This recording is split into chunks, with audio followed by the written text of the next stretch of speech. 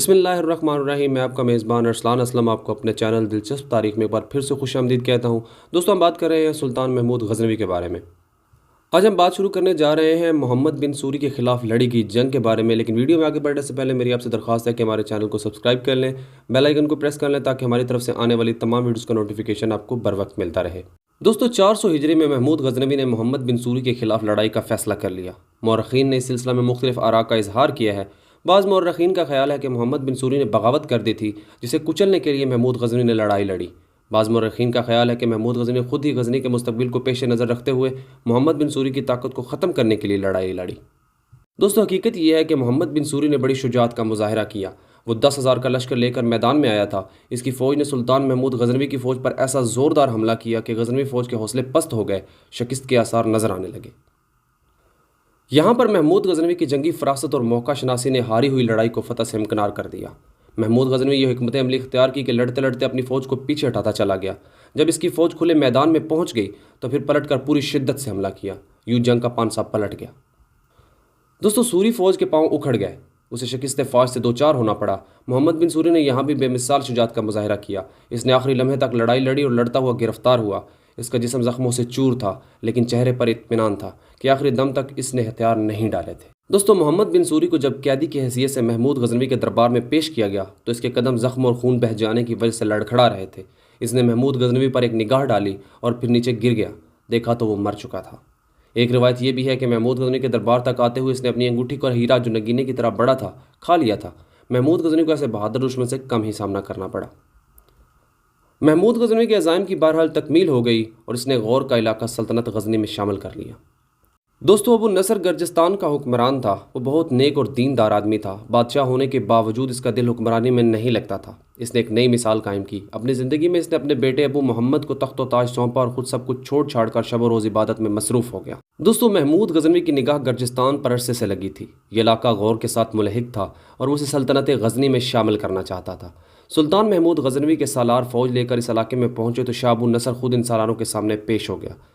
اسے ان سالاروں نے محمود غزنوی کے پاس بھجوا دیا. کہا جاتا ہے کہ محمود غزنوی نے اسے عزت و تکریم سے چھوڑ دیا اور وہ پھر تارک الدنیا ہو کر عبادت الہی میں لگ گیا. ابو محمد محصور ہو گیا تھا. اس نے ابھی ہتھیار ڈال دیے. یوں محمود غزنوی نے گرجستان بھی سلطنت غزنی میں شامل کر لیا. دوستو، خراسان پر قبضے کے بعد محمود کی سلطنت کا دائرہ وسیع ہوتا چلا گیا اور پھر خوارزم کا علاقہ بھی اس کی توسیع پسندی سے نہ بچ سکا. حالات اس کے لیے خود بخود سازگار ہوتے جا رہے تھے. خوارزم کا علاقہ محمود غزنوی کے بھانجے ابو العباس کے قبضے میں تھا. اس کا ترک سپہ سالار نیا تسگین بڑا کائیاں تھا. وہ موقع کی تلاش میں رہتا تھا کہ فوج پر اپنے تسلط کا اظہار کرے. 407 ہجری میں وہ اپنی سازش میں کامیاب ہو اور اس نے ابو العباس کو قتل کرا دیا اور اس کے ساتھ ہی خود خوارزم کا حکمران بن گیا. محمود غزنوی کو اس واقعے کی خبر ہوئی تو وہ بلا تاخیر ایک بڑی فوج لے کر بلخ پہنچا. وہاں کچھ دیر ٹھہرا، مزید تیاریاں کی اور اس کے بعد اس نے خوارزم کا رخ کیا. دوستو، خضر بند ایک سرحدی مقام تھا. یہاں سے اس نے اپنے ایک سپہ سالار کی سربراہی میں فوج کا ایک دستہ آگے بڑھایا. اس دستے پر نیا تسگین کے ایک سالار نے اپنی فوج کے ساتھ ایسا زبردست حملہ کیا کہ محمود غزنوی کے اس فوجی دستے کی اکثریت قتل ہو گئی. دوستو، سلطان محمود غزنوی اپنے دستے کی ہلاکت پر اتنا مشتعل ہوا کہ اپنے غلاموں کی فوج کو حکم دیا کہ وہ سردار جس نے چھاپا مار کر اس فوج کو ہلاک کیا ہے اسے گرفتار کیا جائے. اس سردار کا نام کمار تاش بتایا جاتا ہے. سلطان محمود غزنوی کے حکم کی تعمیل ہوئی اور کمار تاش کو حراست میں لے لیا گیا، جسے بعد میں سلطان محمود غزنوی کے حکم سے قتل کر دیا گیا. اس کے بعد محمود غزنوی خود فوج کے ساتھ آگے بڑھا. خوارزم کی فوج سے زبردست مقابلہ ہوا جس میں نیا تسگین کو شکست ہوئی. سلطان محمود غزنوی نے خوارزم پر قبضہ کر لیا اور اپنے وفادار اور بہادر جرنیل التون تاش کو وہاں کا گورنر مقرر کیا. یہی التون تاش بعد میں تاریخ میں خوارزم کا شاہ کے نام سے مشہور ہوا. دوستو، 34 صدی ہجری میں ولیم کا مشہور خاندان بویا عراق کا حکمران تھا. اس خاندان کے بعض بادشاہ بہت نامور گزرے ہیں. فخر الدولہ ولمی کا انتقال ہوا تو اس کا کم عمر بیٹا مجدد الدولہ تخت پر بیٹھا. اس کی والدہ سیدہ خاتون نگران مقرر ہوئی. سیدہ خاتون غضب کی عورت تھی.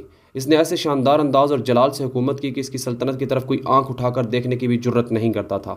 یہ واقعہ محمود غزنوی کی زندگی کے ایک اور پہلو کو سامنے لاتا ہے. جب مجدد الدولہ بالغ ہوا تو وہ بھی پر پرزے نکالنے لگا، جس کے نتیجے میں ماں اور بیٹے میں اختلافات نے جنم لیا. ان اختلافات کو دونوں کے مشیروں اور خوش آمدیوں نے خوب ہوا دی. نتیجہ یہ نکلا کہ ماں اور بیٹے میں ایسی ٹھنی کہ وہ لڑائی پر تل گئے. محمود غزنوی نے اس صورتحال سے فائدہ اٹھانے کی کوشش کی. محمود غزنوی نے سیدہ خاتون کے نام پیغام بھیجا کہ وہ اس کی اطاعت قبول کر لے. سیدہ خاتون کا جواب تاریخ میں سنہری روپ میں لکھنے جانے کے قابل ہے. اس نے اپنے جواب میں لکھا: میرا شوہر مر چکا ہے، اس کی موت کے بعد مجھے اطمینان رہا تھا کہ اس قسم کا کوئی مطالبہ نہیں کرے گا جیسا مطالبہ آپ کی طرف سے کیا گیا ہے۔ میری توقع غلط نکلی۔ بہرحال میں سلطان سے ایک درخواست کرتی ہوں کہ وہ اچھی طرح غور و فکر کر لے وہ کیا کرنے جا رہا ہے اور اس کا انجام کیا نکلے گا۔ اگر میرے خلاف فوج کشی میں آپ کو فتح اور کامیابی نصیب ہوئی تو دنیا کہے گی کہ سلطان محمود غزنوی نے ایک بیوہ عورت پر فتح پائی، اور اگر لڑائی میں سلطان محمود غزنوی کو شکست ہوئی تو پھر وہ دنیا کو منہ دکھانے کے قابل نہ رہے گا، کیونکہ اس نے ایک عورت سے شکست کھائی ہوگی۔ دوستوں، محمود غزنوی نے وہی کیا جو ایک دانش مند اور بہادر انسان کو کرنا چاہیے۔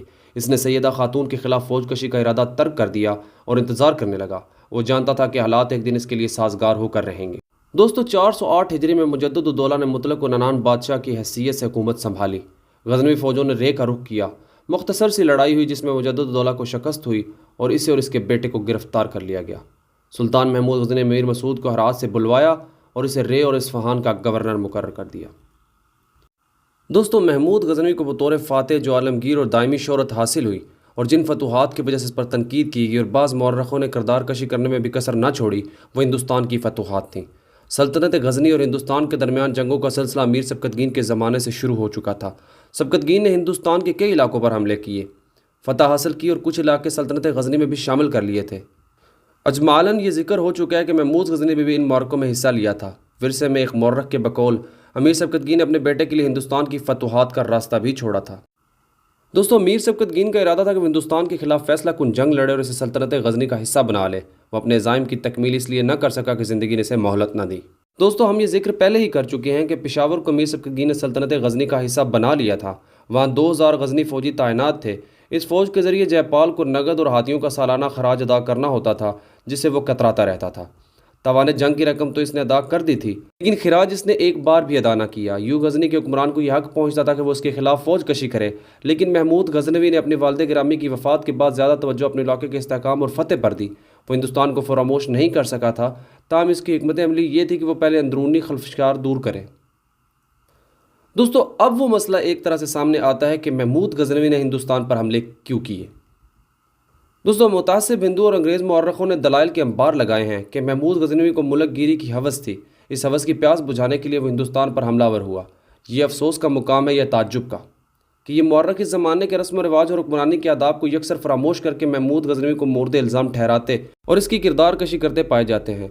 اس زمانے میں جو حکمران اپنے باج گزاروں سے خراج وصول نہ کر سکتا تھا، اس کی حکومت کمزور سمجھی جاتی تھی اور اس کا سارا دبدبہ ختم ہو جاتا تھا۔ دوستو، ہم پہلے تفصیل سے بات کر چکے ہیں کہ جنگ کا آغاز امیر سبکتگین نے نہیں بلکہ جے پال نے کیا تھا۔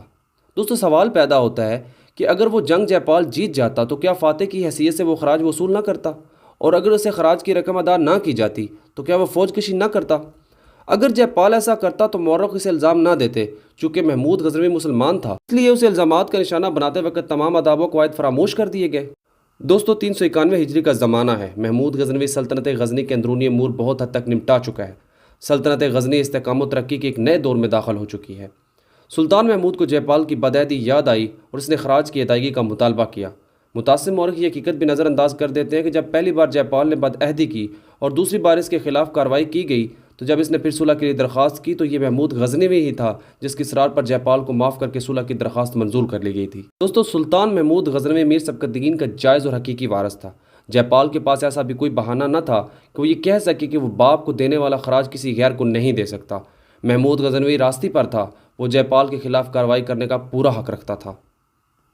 سلطان محمود غزنوی کے مطالبے کے جواب میں جے پال نے خراج دینے سے صاف انکار کر دیا۔ اس انکار کا جو رد عمل ہونا چاہیے تھا وہ محمود پر ہوا۔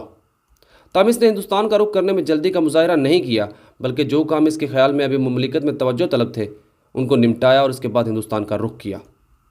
یہ 401 ہجری شوال کا مہینہ تھا۔ عیسوی سن کے مطابق 1001 عیسوی تھا جب محمود غزنوی 15,000 سواروں کے ساتھ غزنی سے نکلا اور پشاور کا رخ کیا۔